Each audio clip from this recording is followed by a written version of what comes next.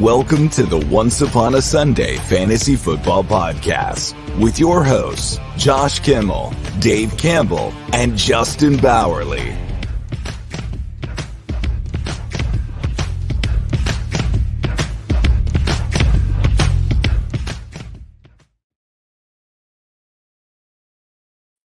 Welcome to Once Upon a Sunday Fantasy Football Podcast. I'm your host, Josh, and guess what? I got a new background. That's right. I came from Vegas. I won a lot of money. I bought a green screen, and I'm walking around like Pat McAfee now. I'm not constrained to a seat, but you don't care about that. You care about your week 2 starts and sits, and that's why we're here. Me and Justin Bowerly, no dirtbag Dave. We're breaking down all of week 2 starts and sits. Well, not all of them, just matchup based. This player versus this player, who you're going to go with. So before we get into that, let's bring in Justin Bowerly. We're going to talk about week 1, or no, we're talking about week 2.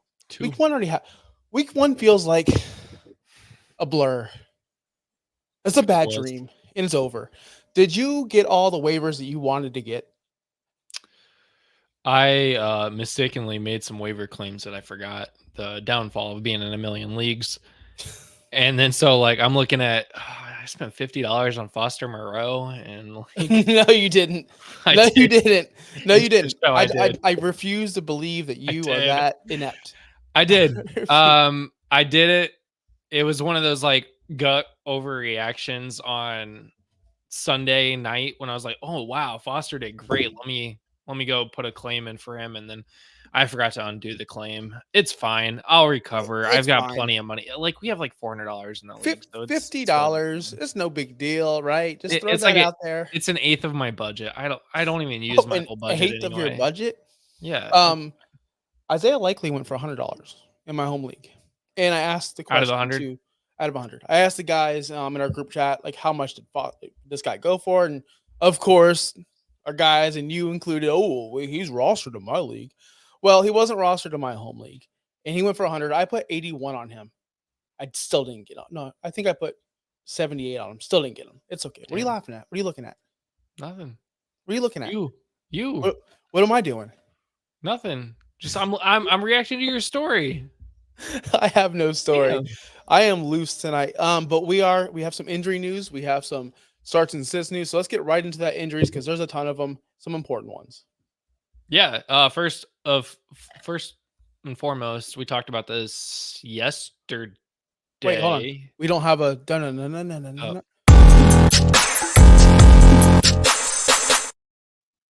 Injury news. Yesterday we talked about this, right? We did a show yesterday. Mm-hmm. We did. Yes, we did. Everything's blurring in together. It's week 2. Mm-hmm. Puka Nacua hits the IR. Came out today that he will likely miss more than 4 weeks. Which is the standard for the short-term IR. So this could be a lingering issue throughout the season. If only somebody told you not to draft in the first 2 rounds. But hey, we don't victory lap injuries on the show. Justin. We're not victory lapping.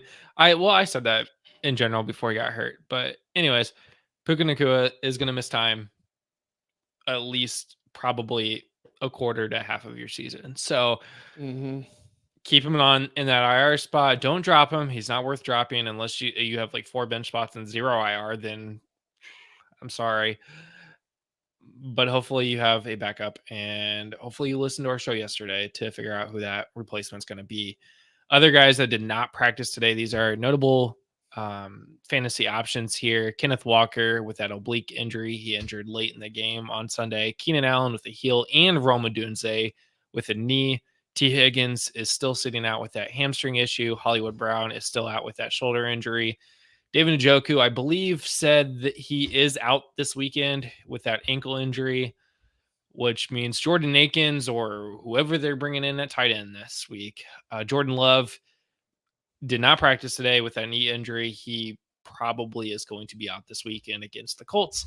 And then Ramondre Stevenson was not injury related. It was rest because he ran the ball a million times. And I was trying to go to all the Patriots players because I was preparing for our Friday show. And Ramondre Stevenson was the only Patriot to make any kind of fantasy points. Of course. Game. So, and then if you're thinking, oh, well, let me go get his backup, Antonio Gibson, he did not practice with a hip injury. So Yep. Also important to know, if you haven't heard or you've not been on social media or you've just been working all day, Mostert will not play tomorrow night for the Miami Yes. Dolphins. He's going to be out. Chan is limited as well. Make sure you go pick up Jeff Wilson if you have not. People are going to be jumping all over Jalen Wright. I'm here to tell you it's going to be Jeff Wilson, mainly, with a little bit of sprinkled in of Jalen Wright if he gets on the field. Not sure yet. He's not someone I'm going to go run out and get. Hey, I would much maybe Jeff Wilson and Jalen Wright are the 2024 Mostert and Achan. doubt it. An old guy and a rookie. High old guy. Who's the old? Oh, Jeff Wilson. Jeff Wilson. Yeah, Jeff Wilson. That guy. Anyway, that being said, that's all the news that you're going to need to know. We'll be back on Friday to update you on these guys, update you on any new injuries, or let you know if people are playing. But let's get right into our start sits. We're going to start with the quarterback position. So these two guys are pretty interesting. They both played, obviously, week one. One was kind of underwhelming on Monday Night Football, and one was a surprise start. A lot of us didn't see it coming. Justin Fields versus I don't know who he played last week. Who did they play last week? It was the most boring game. Atlanta, yes. So yes, they lost me a lot of money. How could I forget? I try to erase. I try to min and black myself when I lose a bet. Josh started the show saying I won a lot of money, but if you listen to the show yesterday and today, he said he lost a lot of money. I lost a lot of money on sports betting. A lot of money on sports betting. I won a lot of money in the casinos. So in the end, I broke even. But Brock Purdy's going against Minnesota. Justin Fields on the road to Denver. They're both on the road this week.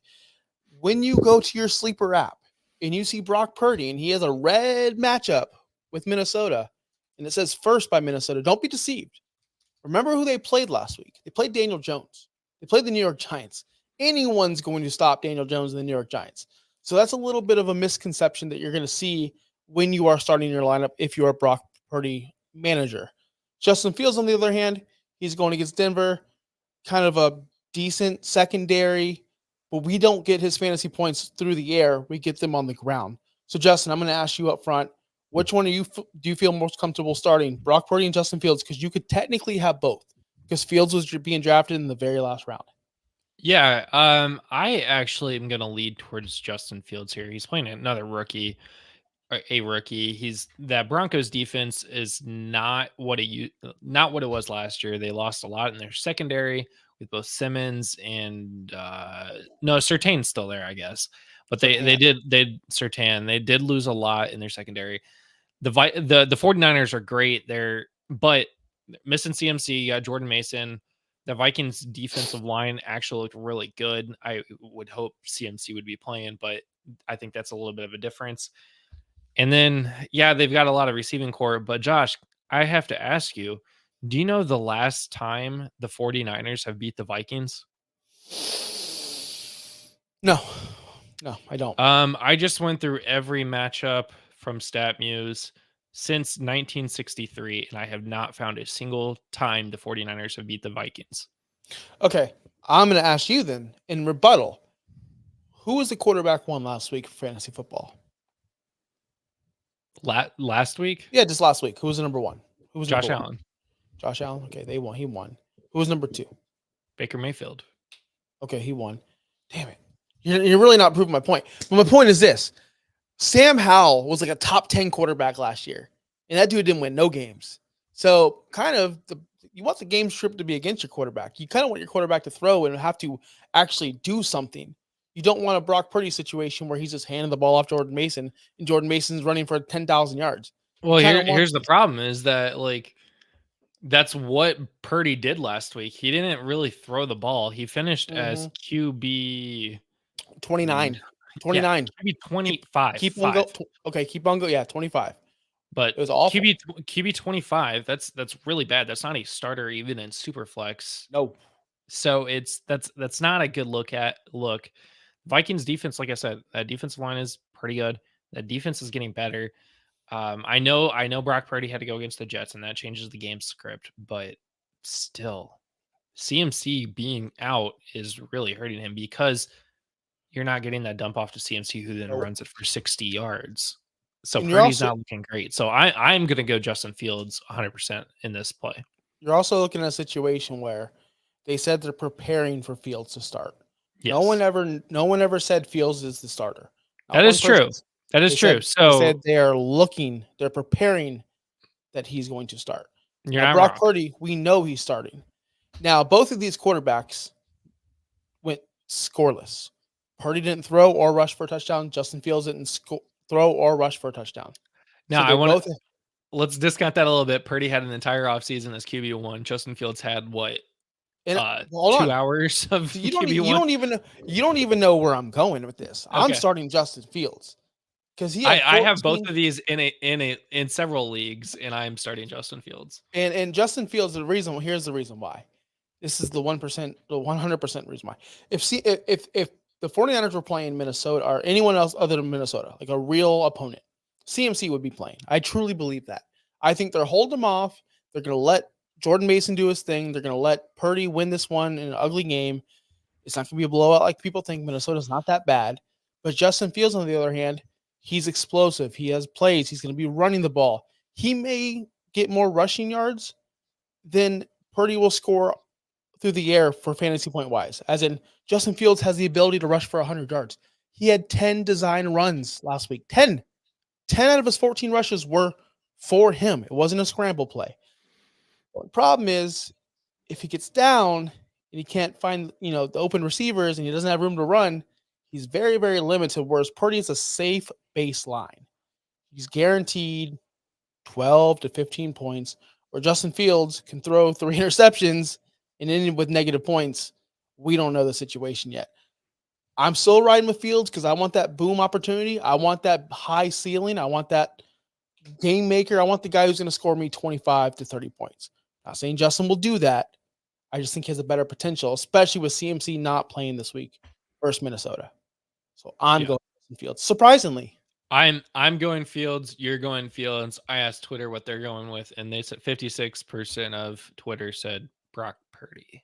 Ooh, because they want the safety. I understand. Yeah, that's fine. I want safety too. I think we're also still too far early into the season where people are saying start your studs that you drafted to be the top guy, and they're not adjusting for what has happened so far.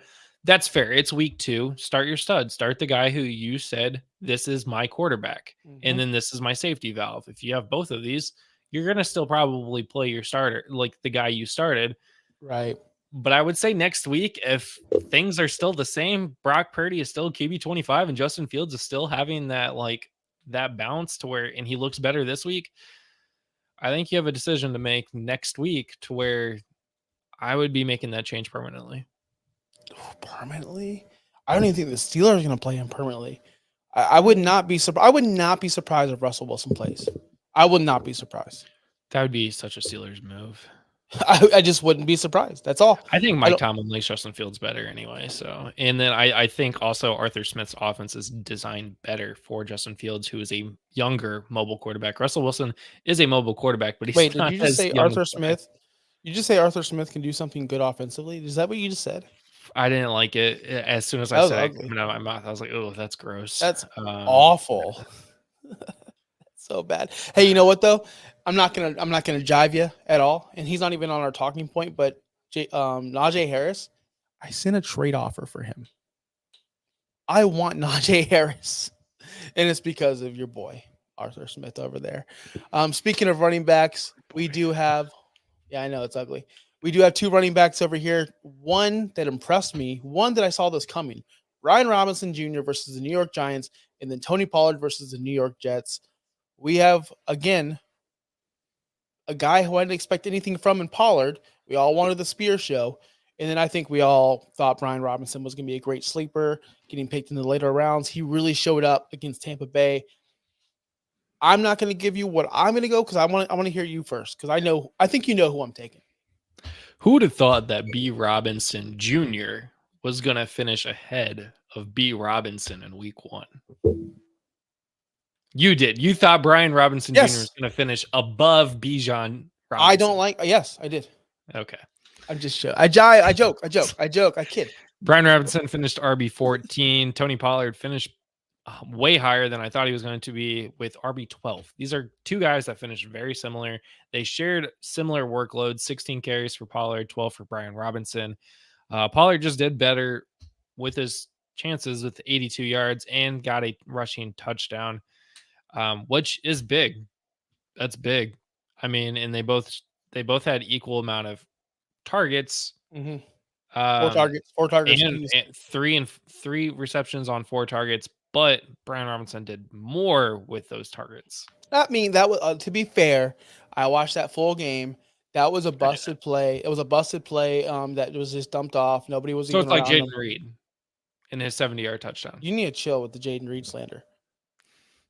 We're not talking. Derek's going to be so mad that we're not talking about these specific players, and you're going to be mad at me later and text me, Josh. Can you stick? Oh, you're right. Josh, can you stick to the script? We'll talk about Jayden Reed later. So yeah, Tony Pollard, Brian Robinson Jr. I mean, we hated on Tony Pollard all offseason. We've talked about Brian Robinson Jr. Brian Robinson Jr. did well, 17.9 points last week, with Austin Eckler also getting 10 points. I just like the fact that it's a better opportunity for that rush game in Washington with Jayden Daniels, with Austin Eckler, with Brian Robinson Jr., that I kind of lean towards Brian Robinson Jr. Also, if we're looking at the defensive lines, both are good, but the Jets are better. Mm-hmm. Don't be deceived by this Jordan Mason torching the Jets thing. Yeah, that was weird. I also just felt that I was like, wait, the Jets are better at rush defense, but just got torched by a backup running back. Mm-hmm. Okay. Yep. Yeah. So I wouldn't be really worried about that. And that's why I'm actually going to go with Brian Robinson. I think they have a better offense overall. I think Jayden Daniels really opens up that offense. We saw what happened in Tampa Bay. Even though they did get beat down, they still look good, explosive. It's just the thing with Brian Robinson. He did get the majority of the snaps over Austin Eckler. 54% snap share. You like to see it. You love to see it. You saw Tampa Bay stack the box, and numbers don't lie. Per player profiler, Brian Robinson was a 6th, I guess, ranked player. They had the most defenders in the box, as in he was the 6th most stacked running back, and he still did what he did. He still created yards. He created 72 yards on his own. He just was a beast out there and was unstoppable. And don't sleep on this Buccaneers defense. They are very good. They have weapons. They have good players on that defensive side. And they were still down in this game, and he was able to create his own yards and score a touchdown. I want him against the Giants this week. And we saw what Aaron Jones did. Aaron Jones was old busted. He looked pretty good. Give me all the Brian Robinson this week. Sorry, Tony Pollard. I still stand by that was a 1-week thing. Tony Pollard will not be a thing. Don't clip that, Derek. Speaking of like Tony Pollard and like the Titans, kind of slightly unrelated but related. I liked how on Thursday Night Football, Derrick Henry immediately scored a touchdown in the first drive, and everybody was like, "Oh, I guess Derrick Henry's going to run for 30 touchdowns," and then never saw Derrick Henry ever again. I am concerned. I will say this: I am concerned that Brian Robinson only had 40 rushing yards, but again, they were down. The game script was bad, and it was a good Buccaneers defense. I expect bigger and better days for Brian Robinson. He's so solid. Like, name a better running back too. You can't. Jordan Mason. He's not. When CMC's back, he's obsolete. David Montgomery / Jahmyr Gibbs. Okay. Technically, it's Jahmyr Gibbs because on the depth chart it says Jahmyr I meant Gibbs. running back 2 on your fantasy team. So I guess Montgomery would be your running back 2. Montgomery, yeah. Okay. I would take Brian Robinson. Okay. Controversial. Is it? I mean, I'm looking at like DeAndre Swift as my RB1 on my teams because I went 0 running back again this year. So. Yeah, I get it. All right, we're going to go to the wide receivers. That's my RB2 on those. Wait, did you pick Brian Robinson? No, I picked. Yeah. I didn't pick Tony Pollard. I don't pick bums on this show.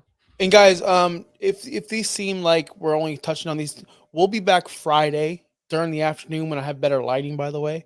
And we're breaking down every game. So these are just the matchups that we think that you have a shot of actually having both of these players. I should have said that up front. You may roster these players. These are very possibilities, except for the tight ends. I don't think you roster these guys, but you might roster Brian Robinson and Pollard, and you might have this decision. So this is what this show is for. It's going to be every single Wednesday. Make sure you follow us on YouTube, OUSFF Pod. Make sure you go to our website. Justin made me update my rankings again. He's a freaking tyrant over here. So go to our website, OUSFFpod.com. Our rankings are updated weekly. Don't go anywhere else. Come to us. All right. Let's go to the wide receivers. Two guys that you're seeing in your flex, Chris Godwin. No. You didn't do that for the running back. All right, gonna have to restart this. Okay. Chris Godwin, Jayden Reed. The Buccaneers are going into Detroit to play the Lions. Packers are playing the Colts at home with Malik Willis. That's the big factor here, I think, is Malik Willis is leading that Green Bay Packers offense. Jayden Reed took wide receiver everything last week. We expected Wicks to play well. We expected Christian Watson to play well. Watson dropped a touchdown. Jayden Reed was the target in Green Bay. Hold on, I gotta say. Not only did Christian Watson drop a touchdown, that whole team dropped balls. Yeah. They had nobody can catch a ball for Green Bay. I felt so bad for Jordan Love because Christian Watson was being targeted early and often, and it was drop. Wicks. I could count the amount of drops on Wicks.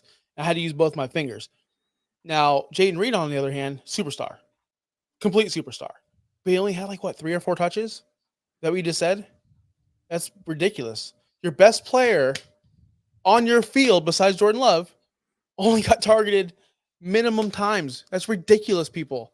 Now, what's Malik Willis going to do? Overthrow him, underthrow him, throw it to the right, throw it to the left. This is a no-brainer. This is a 1%, 100% no-brainer. It's Chris Godwin, and it's a runaway. Chris Godwin's season is back. Remember the old days when it was Mike Evans, Chris Godwin, and we didn't know? And it was the old days, the good old days, right? Before when COVID. Chris Godwin was a top 10 wide receiver all the time, and where everybody's like, oh, my God, Chris Godwin. Chris Godwin was like the Amon-Ra St. Brown in a way. Everybody was like, this dude is legit. And here's the thing. It's not like Godwin's been bad.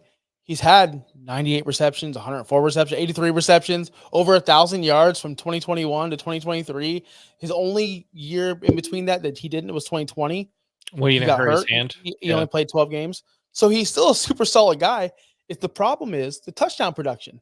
He went from having 7, 9, 7, 5, 2, 3, 2, 1. Just the touchdowns went away. And I don't know if that was quarterback play. I don't know if that was scheme. I don't know if that was Todd Bowles just being Todd Bowles. I don't know if that was just the offensive coordinator being changed year to year to year to year to year. It seemed like they changed offensive coordinators when Brady got here, and then they changed it again. Byron Leftwich, Dirk Cutter, right? And then they have the guy that's the Carolina Panthers head coach. Now they got a new guy. It's how many offensive coordinators? The only thing that stayed the same in Tampa was Big Mike. Mike Evans is just 80 catches, 1,200 yards, and 13 touchdowns. So Chris Godwin had a transition from playing from the slot, then moving to the outside. And this year, they finally moved him back to the slot. And we saw what happened. 8 targets, 8 catches, 83 yards, 1 touchdown, back to his normal Chris Godwin self. Now, is that going to continue this week? I truly believe so. I think Baker is so good. And I think Baker's going to finish as a top 10 quarterback. And I don't want to hear your stuff. Did that kill you? Did that kill you? I don't know if this is the right. When I woke up this morning, I was feeling pretty dangerous. Listen, do I need to put in our old videos? No. Is this where I play old clips of us? No.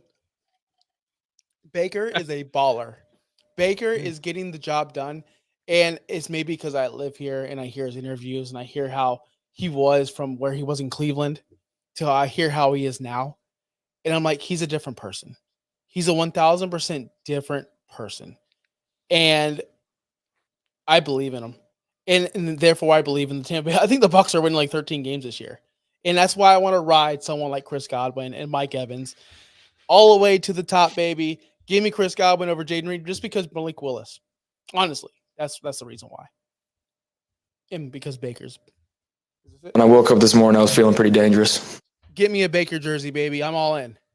So what I was going to say earlier when we were talking about the running backs and busted plays, Jayden Reed had a 70-yard touchdown, which factored in 14 of his 33 points. If you eliminate that play. That play doesn't happen. He finishes as wide receiver 12 on the week. So we're not looking at wide receiver 1, Jayden Reed. So I feel like the week 1 game was a fluke. It was in Brazil. It was week 1 of the NFL. Nobody knows how to play the Packers wide receivers. Who is going to be the legit threat? Now people know it's Jayden Reed, so we're going to cover him better. And again, the only thing that I have for Jayden Reed here is the fact that he has to play the Colts defense, and that corner room is absolutely awful. Corner 1 is now on the IR. The Colts followed it up by signing absolutely no one from free agency. But the discount is Malik Willis. So I'm going to go Chris Godwin here. It's a clear cut. Chris Godwin all the way. If you have Jayden Reed, I'd be selling him right now, by the way, for literally as much as possible. Do you want to hear what Twitter thought? Oh yeah, we didn't do that for the running backs, did we? I didn't put a running back one up. I didn't have time. My work day was busy. Chris Godwin got 69% of the votes. Oh, so. Easy peasy, lemon squeezy. And don't forget, we're coming off a game where Detroit just gave up a bajillion targets and catches to Cooper Kupp. Chris Godwin, who's his offensive coordinator? I don't know. Someone who came from the Rams, somebody who knows how the Ram system works, someone knows how to move around Cooper Kupp. Why do you think I'm so excited for Chris Godwin this season? What did Cooper Kupp do in the slot position against the Lions last week? That's what I'm bringing up. So that's what I'm bringing up. So I'm bringing up. It's going to be a repeat. I think Godwin outscores Mike Evans this week. I think Chris Godwin ends up top 8 receiver this week. Book it. Okay. I mean, that's not like a giant Yes, it is. Yes, it is. You got to think about as wide Justin receiver Jefferson 8 last week. Justin Jefferson. You got he finished Chase as wide there. receiver 8. You got super studs out there. Amon St. Raw. Look at all the people that busted. Olave, Sun God, Justin Jefferson for his stature, Adams. There's a lot of players out there that just busted, just S all over themselves. Tyreek finished. Tyreek scored a touchdown. Yeah. So what I'm saying is, Godwin was up there. It's kind of like the Baker effect last year, where so many people were just injured or sucked. Baker just got in there. Chris Godwin, I'm not saying that happened to him, but if the superstars put up if Olave didn't put up 2 points, or if other players didn't put up 2 points, would Chris Godwin be top 8? That's all I'm saying. I love Godwin. You're making me talk trash about him. Now everyone's going to come out here and call me a hater. I don't appreciate that. I don't appreciate that at all. Derek, clip that. All right, we're going to the tight ends. These 2 tight ends, story as old as time, man. They just suck. We were hyped. Oh yeah, well don't give me that look. We were hyped for tight ends this year. We got Bowers, we got Kincaid, we got Pitts, we got all these guys. Josh, have you not looked at points at all? None of them showed up. Bowers finished as tight end 3. Oh, I know he did. I mean, he's 0.8, but he exactly. That's my point. Like I said in the group chat, all the tight ends suck. I don't care. All the tight ends suck, except unless your name is Isaiah Likely. Because likely you suck. Likely, but likely everyone else sucks. We were Dalton Kincaid's going to be the number 1 guy for Josh Allen, right? Brock Bauer. We had a scenario for every tight end. Josh Allen is the number 1 player. He doesn't need a player. It's him. He is the offense. He's 4 touchdowns. He's the player. Don't get me started on that. Do you know how many tight ends scored a touchdown this week? Jawan Johnson. Let me count them. Jawan Johnson, Likely, Pitts. There was one from the Chiefs, I believe. Maybe I'm wrong on that. No, Graydon. Okay. So I named 3. How many more? Foster Moreau. So that's 4. Chigoziem Okonkwo. Oh yeah, Chig scored a touchdown. Did I name almost all of them? You did. You named 4 of the 5, and I don't think you would have got Chig, but no, I wouldn't have got Chig. I would have not got that guy. I know he's still playing in the league. Chig finishes tight end 6 this week. This is how bad the tight end position was in week 1. All right, so let's get back to the meat of the matter. We got Dalton Kincaid, who you spent a pretty big piece for Dalton Kincaid. You probably 4th, 5th round. Brock Bowers, in your dynasty league, you spent a 1st round pick and redraft, probably 8th, 9th round, maybe 10th if you're lucky. And you might be going, is Dalton Kincaid not the guy? Is he just another Eric Ebron or whoever you may say, where he just never shows up? And honestly, that's what he did. Eric Ebron never showed up. That's a callback. Yeah. Yeah, I mean, he just never showed up to work. So Dalton Kincaid, I'm sitting there going, is he ever going to show up to work? Is he ever going to do anything? I took a shot on Dalton Kincaid this year, and a lot of people did, and he just S all over himself. And I'm going through the waiver wire going, what do I do? What do I do? And then I'm sitting there going, well, gosh, Josh, it's only week one. It's only week one. And it was a weird game where Arizona got up early, which you might think Kincaid might be involved. But honestly, what happens is Josh takes over the game, and Josh just does Josh. So hopefully Kincaid can get more involved. He was running routes. It's not like he was sitting there blocking like George Kittle or like Kyle Pitts used to do last year. He was running routes. It's just Josh has to find him. And I don't think he really found him last week. Now, Brock Bowers, I'm excited for Brock Bowers. I think he looked phenomenal out there. There was a time where they were running 3 tight end sets with the Raiders. They were targeting Mayer, Bowers, whoever it may be. That's the problem, though. They spread it out too much. So I'm going to ask you, who are you going with, Dalton Kincaid or Brock Bowers for week 2? This is a Thursday night matchup, too, for the Dalton Kincaid, which is historically awful. At Miami. Tight ends in Miami, yeah, in September. Tua has never finished in the top 12 against Buffalo. I can't remember the last time Miami beat Buffalo. They might have done it last year. I can't remember. But they never beat. Josh Allen owns Tua and the Dolphins. Like, I'm terrified. I'm a Dolphins fan. We're on the Fins Talk Sports Network. I'm terrified. Who scored for Buffalo last week? Like, who got the receiving touchdowns? Josh Allen scored 2 on the ground. And 2 in the air. Shakir scored a touchdown. Remember, he had that one that he jumped in the goal line. He almost hit his head. Shakir scored a touchdown, and I think the other touchdown wasn't Keon Coleman. Was it Keon Coleman? No. Definitely wasn't Dalton Kincaid. I know that for a fact. But I know it was Shakir. And it was a blur. Guys, that's the problem is if Kincaid still didn't even get production when he is supposed to be the number 1 guy on that team. Who said he's number 1? Who said that? Everybody. I mean, but literally us, right? None of us knew. You're not wrong. None of us actually. We're not in the meetings. We're not in the meetings. You're right. We don't know. I'm trying to look. Let's see. Josh Allen scored 2 rushing touchdowns. Khalil Shakir and Mac Hollins. Oh yeah, I should have known Mac Hollins. I should have known that. Dalton Kincaid had 1 single reception. 2 targets last week. 2 targets, 1 reception. That's not good. Ran 25 routes. That's not good. He ran routes though. He just wasn't targeted. And it's not that you keep on saying it's not good. Players can have down games. Like, are we going to bench Chris Olave because he wasn't targeted? But here's the thing: is like Chris Olave has other targets on the offense that is going to take protection off of. Is Kincaid not getting the targets because he's being double covered? He's being covered by a corner rather than a linebacker because he is one of the premier tight ends in the league, and they see Kincaid as the threat. Where if they cover Kincaid, Josh Allen has to go somewhere else to throw the ball to somebody who probably doesn't have better hands than him. I'm going to ask you a question, and I'm not saying this. This is not a statement to all you people watching, to the 107 live right now tonight on Wednesday night on 9/11. All you 100+ people watching, thank you so much. Never forget.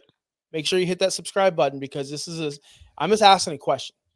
Can Josh Allen read the defense? Or is he a one-read guy and just run? I'm asking a question because I don't know. Josh, to be fair, I play Madden and NCAA a lot like Josh Allen, where I look at one guy and then I run the ball. So I'm not saying Josh does that or Josh Allen does that. I'm not saying he does that. But it seems that way. But I'm just asking a legitimate question because Jayden Daniels, we saw that. He was a run-read guy against the Buccaneers, and then he ran. And a lot of guys do that. And Josh has this situation where he likes to play hero ball. That's why there's so many turnovers. And is he a guy who goes, okay, my play is to throw it to Mac Hollins? Oh, shoot, Mac's covered. We got pressure coming from the side. I'm bigger than them, or I can run. Let me just go run instead of actually finding the open guy. And he gets more credit for being awesome because he actually can make the plays, unlike other quarterbacks. I'm not hating on Josh for doing this. I'm just simply asking the question to the real football professionals. Can he just not read a defense? I'm just asking. I think he can. I can't tell you. I don't watch tape. So I'm not a professional tape watcher. I'm not an all 22 guy. So I want to put some context before I make my pick here. Brock Bowers had 8 targets, 6 receptions. He led the entire team in targets. He actually had he had the same amount of receptions as the next person did in targets, and that was 6. And that tied Devontae Adams' targets and Alexander Madison's targets. Jacoby Myers, Devontae Adams, Brock Bowers, Michael Mayer, Alexander Madison, apparently. I think the Raiders just have more options. And if you look at Gardner Minshew last year, he went to the tight end everywhere and their receivers. So he's not just looking at one specific guy. He is reading the entire defense and going to where he needs to go to get the ball out of his hands. Mm-hmm. I like Brock Bowers in this matchup. I do. However, he is playing against the Ravens defense, and that does concern me. Now, if we want to talk about what is Josh Allen going to do, the Bills, like you mentioned, own the Dolphins, so they probably are going to be up. Are they going to be passing the ball a lot? Are they going to be handing it off more? Is Josh Allen going to take the ball on the ground more? Whereas the Raiders are probably going to be playing down because they're against the Ravens, so he might have to get the ball out to Brock Bowers more. So I'm going to make the bold choice to start Brock Bowers, and Dave, you can call me dumb later. Well, I'm not Dave, and I know you're talking to Dirtbag, but I'll call you dumb because I'm going Kincaid, just for the fact that you're not dumb. I just joke. I kid. But to be fair, I started my statement thinking I was going to say Kincaid, and then I talked myself into Bowers. I'm going Kincaid this week strictly because I think it's going to be a track meet. It's still hot as hell in Miami. This isn't a December game. This isn't a game where Tua can't even move or even breathe half the time when he played that one playoff game. It's going to be a situation where they're going to need to score points. And I think Miami is going to struggle covering everybody because that's what they kind of do. If you saw Evan Ingram, he got open last week. Brian Thomas kind of torched them. Jalen Ramsey got burnt by Brian Thomas at least 3 times. It was embarrassing. Brian Thomas, by the way, best rookie receiver. You heard it here first. I think he's going to be the best out of all 3 of these, honestly. Anyway, back to Kincaid. I think he's going to get open against Miami. He's going to do the things he needs to do. He's going to get more involved. But I don't hate Brock Bowers this week against Baltimore, although we saw them shut down Travis Kelce. And was that a situation where Travis Kelce shut himself down? I did make this statement before, and this has nothing to do with Brock Bowers, but is Rashee Rice the new Travis Kelce? Because he was the guy running those routes. He was the guy finding the soft spots. He was the guy. Every single time you saw Rashee Rice run, it was like, oh, that's Kelce's old route. Just watch the games, guys. You'll see it. So back to the whole Baltimore situation. Maybe they just know how to cover the tight end because they shut down Kelce. Are they going to shut down Brock Bowers? That's what I'm afraid of. And I don't think Miami has the linebackers or the secondary to shut down Kincaid. And I think Josh Allen wants to give him the ball. Or I hope so. Honestly. I don't want you know what would be awesome? No, I'm not going to say it. Never mind. I'm not going to say it. But remember when Josh Allen made that jump into the end zone and he got lit up? Just stay down. Can we see Trubisky? I kid. I joke. You're a dirtbag. Wishing injuries. I'm not wishing no injuries. I'm not wishing injuries. In the league. Just like sleep. Wow, you heard it here first, guys. Just let Trubisky play against Miami. I just want to beat the Bills once, just one time. Bro, I want the Colts to win week 1, but we can't have everything we want. The Colts are like what 10-1 in the past 11 years in week 1. The Colts haven't won week 1 since Andrew Luck's second year in the league. Half your life. 2014. Half 2014. of your life, pretty much. 10 years. Jeez. No, a third of my life. Not even a third of my life. But it's okay because I went and saw 12, 13, 14 plus wins every single season for 10 years. So Can you say that about the Dolphins? Yeah, I can. Before Do you remember the last Dolphins victory in the playoffs? Yes, I do. 2000. Yes, I do. And that's when my homeboy ran for 40 carries for 202 yards against the Colts, right? I don't know. I was thinking of a really bad joke that I'm not going to say on the air, and I'll tell you off the air. That's okay. I have a lot of those. So that was the show, guys. This is what our starts and sits, kind of like a situational start sits. I hope you enjoyed it. We're going to be back Friday, talk about every game. We're going to be talking about studs and duds from each game and our takeaways from the Thursday night game, because we will be watching the Thursday night game because we are on the Fins Talk Sports Network. Fins up, baby. Let's go. Let's get this W in Miami. Tyreek, can we chill with the speeding? Can you just get to the game on time? You don't need to be late. It's cool, bro. Also on that, I'm not going to talk about that, but also on that, I do want to say, since Thursday night, we won't be talking about that game. I will say, and this was not in the script, you can go ahead and sit Waddle. I don't want to deal with his nonsense anymore of getting hurt all the time. If you can trade him away for whatever you can get, and keep on starting Cheetah and start Jeff Wilson. He's going to what? Sean's asking this exact question about Waddle. He's trying to trade Waddle right now, and he apparently can get Diggs for it. So I would do it. I would do it too. I would take Diggs over Waddle 10,000 times out of 10,000. And on the other side, the Josh Allen, we did talk about a little bit. I do like Khalil Shakur. I do think he's going to get open against this Miami Dolphins secondary. And I do think Kincaid will score a touchdown. That is my lock of the week. Book it. Anything else, Justin? Play that music. Thank you so much for watching the show. If you're new to the show, we are here, like I said, Wednesday nights, Tuesday afternoon, and Friday afternoon here on the Fins Talk Sports Network, and more importantly, at OUSFF Pod on YouTube, everyone on social media. These guys are doing phenomenal work out there. We have guys in the back, Sean, Derek. They're doing great work. Make sure you follow us on socials. The graphics are amazing. We're on top of all the news. You get it before Sleeper puts it out. That's what we do over here. So, Justin, thank you so much. It's been a great show. Anything else you want to say before we go? Follow everywhere. OUSFFPOD, like Josh said. Also, see you Friday. Peace out. Thanks for listening. Be sure to like and subscribe wherever you watch or listen to podcasts. Follow on X and Instagram at OUSFFPOD. We'll be back next week for more ways to win your league.